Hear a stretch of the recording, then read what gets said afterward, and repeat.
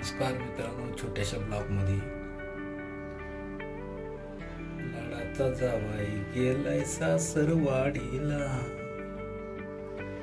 तर नवीन लग्न झाल्यावरती जावाई सासरवाडीला गेला. सासरवाडीला गेल्यानंतर जावाईला बघून सासरा, मेवणा, मेवणी, सासूबाई खुश झाले. खुश झाल्यानंतर नवीन लग्न झाल्यानंतर काय मुलीला काही माहिती नव्हतं की बाबा नवरा काय खातोय. तरी सुद्धा त्यांनी पुरणपोळी केली, मस्तपैकी आमरस वगैरे केला आंब्याचा. त्यानंतर भजी बनवली, त्यानंतर कुरडई तळल्या, परत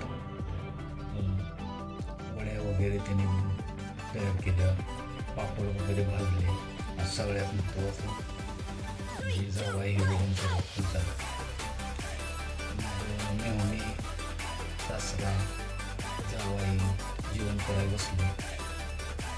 जेवण करायला बसल्यानंतर ताट वगैरे करून दिलं, जेवण वगैरे करायला लागलं. जास्त जावाई पापड भरपूर आवडलं. जावयाला पापडच दिलं नाही. चला मग जावई म्हणला, या थोडंफार विसरला असेल, देते पापड. जेवण चालू केलं, जेवण अर्ध झालं तरी सुद्धा त्याला पापड दिला नाही. मग आता जावयानं म्हणलं काहीतरी आयडिया केली पाहिजे. जावयानं कहाणी सुरुवात केली.